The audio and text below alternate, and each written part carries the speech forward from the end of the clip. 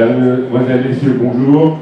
La cérémonie de Mayenne va commencer dans quelques instants. Merci d'être à nos portables pour ce moment de recueillement et de respect.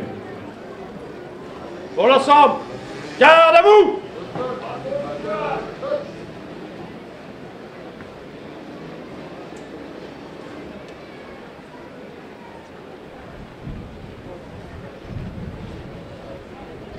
Repos!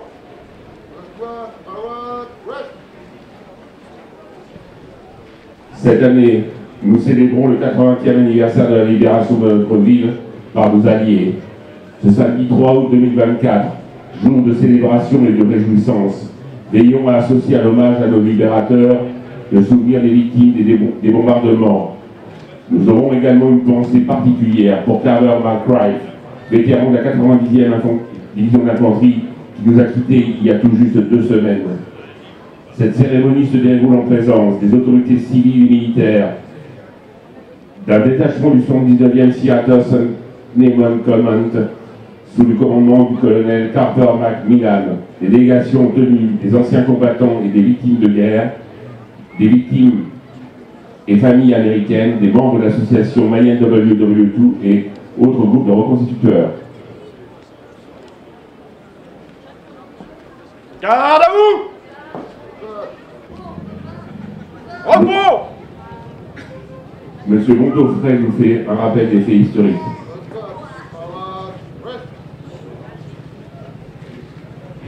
« 80e anniversaire de la libération de Mayenne. Hommage aux sergents James McCracken et Robert Edwards. Le 6 juin 1944, donc voici 80 ans, les forces expéditionnaires alliées sous le commandement du général Eisenhower ont débarqué sur les côtes normandes afin de libérer la France et l'Europe de la domination de la tyrannie nazie. L'opération est un succès, mais les objectifs ne sont pas tous atteints. Certaines positions allemandes résistent et réagissent avec une grande vigueur. Les pertes alliées sont supérieures à 10 000 tués, blessés ou disparus. Une tâche immense reste à accomplir. C'est ainsi qu'en direction du sud, il faudra attendre le 30 juillet pour voir apparaître, après de terribles combats, la 3e armée américaine, commandée par le général Patton, percer l'ennemi allemand à Avranches. Cependant, 4 jours plus tard, Patton libère la ville de Rennes, et c'est alors que 3 corps d'armée vont prendre 3 directions différentes. La première vers l'ouest, pour délivrer la Bretagne. La deuxième vers le sud, avec Nantes pour objectif, et la 3e du 15e corps vers l'est, avec mission de gagner rapidement Le Mans. Le 4 août, la 90e division du 15e corps américain reçoit l'ordre de s'emparer de Mayenne, notre ville, déjà meurtrie par le bombardement du 9 juin.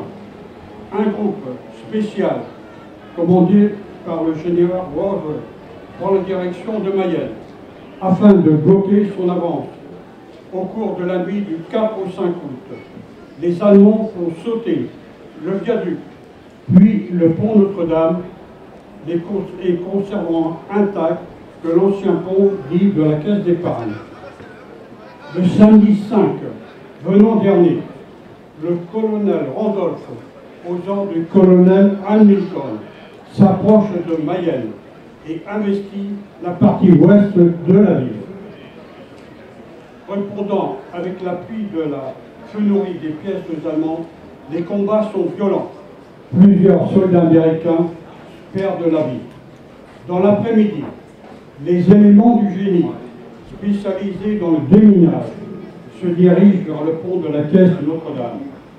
Toujours intact, les soldats démineurs, jusqu'alors protégés par un tank, parviennent à proximité du pont et y découvrent une bombe de 125 kg et 15 caisses de dynamite reliées entre elles par des fils conducteurs.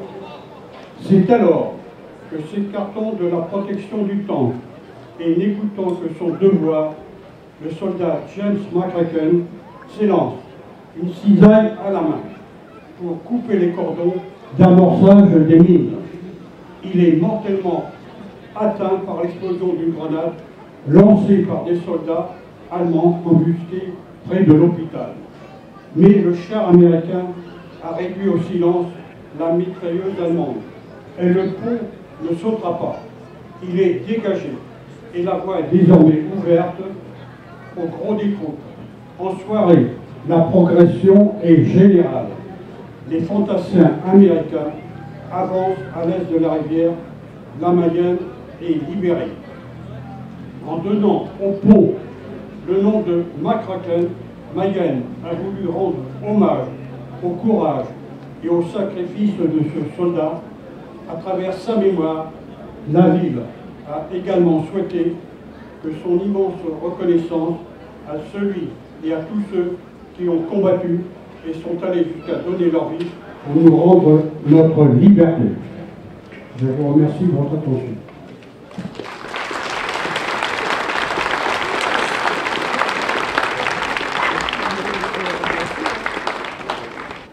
Mesdames et messieurs, chers amis, chers concitoyens, comme chaque année, nous sommes réunis aujourd'hui pour commémorer un moment crucial de notre histoire, la libération de notre chère ville de Mayenne, le 5 août 1944.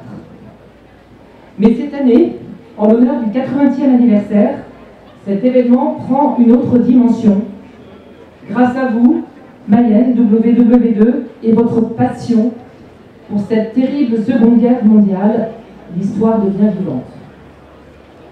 Avec tous les partenaires, tout au long de ce week-end de mémoire et de gratitude, vous nous proposez de nous immerger dans l'histoire pour honorer celles et ceux qui, au péril de leur vie, ont choisi de combattre la tyrannie et l'obscurantisme.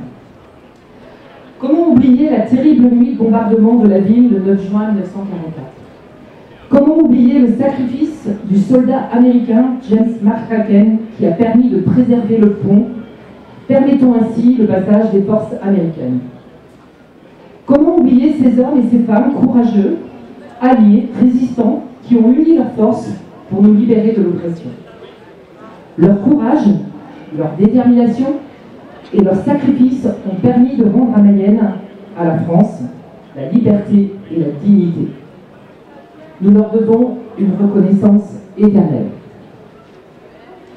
Cet événement commémoratif est l'occasion de nous souvenir de ces héros, de transmettre leur histoire aux générations futures et de réaffirmer notre attachement aux valeurs de liberté, d'égalité et de fraternité.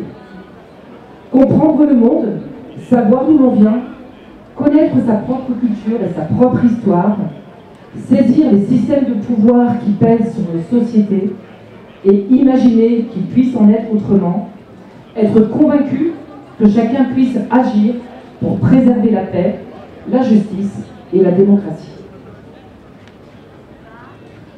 Je tiens à remercier chaleureusement tous ceux qui ont contribué à l'organisation de ce week-end de commémoration. Grâce à votre dévouement, à votre engagement, tout cela permet à notre communauté de se réunir pour célébrer notre passé et renforcer notre cohésion. Grâce à votre action auprès des jeunes, dans les salles de classe, dans les lieux culturels, sur le site des Châteliers ce week-end, la compréhension de ces événements et la mémoire de ceux qui ont participé restera vivante dans nos cœurs et dans nos esprits. Comprendre, éduquer, respecter, tolérer, défendre les droits de l'homme, préserver notre démocratie, éradiquer la violence, autant de responsabilités que nous devons assumer tous ensemble pour vaincre les idées intolérantes et haineuses qui menacent nos sociétés. En ce jour, ayons tous ensemble une pensée particulière pour les familles des soldats et résistants qui ont donné leur vie pour notre liberté. Que leur sacrifice ne soit jamais oublié et qu'ils continuent d'inspirer notre engagement pour un monde meilleur. Mais aujourd'hui, j'ai une pensée particulière. Ce matin, pour Jane Kleindl, vétéran américain du 90e division d'infanterie, et sa petite fille, qui était venue nous rendre visite le 10 juin 2024. C'était il y a quelques semaines, et c'était un moment très émouvant, et je vous invite à porter cette pensée envers cette famille. Vive Mayenne, vive la France et vive la liberté. Merci beaucoup.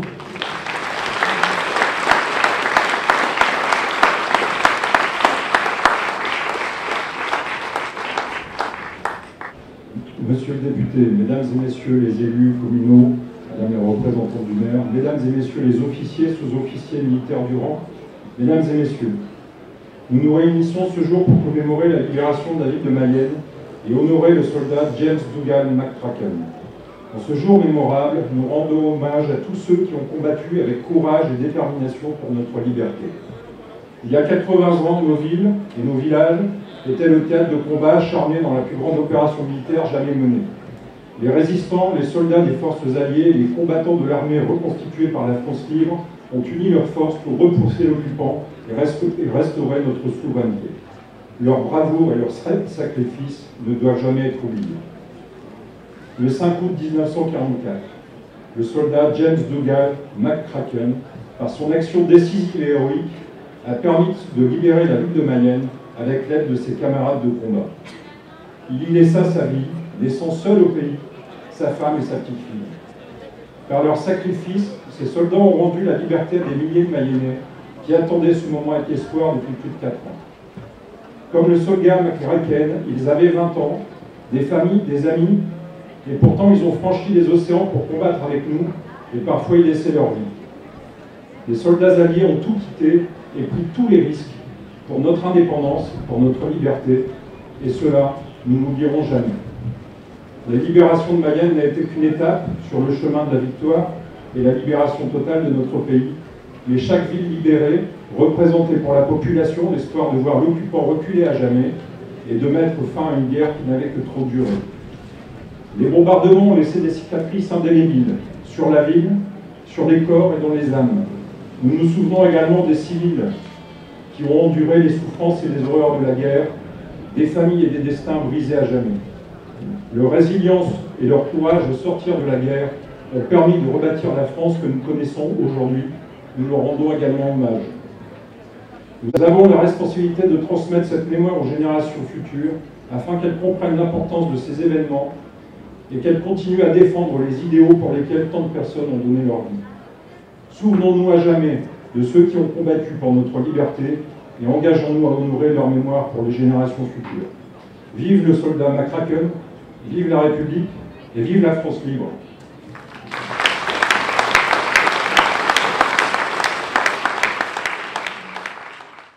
La cérémonie va maintenant se continuer sur le pont McCracken pour procéder au dépôt de gerbe.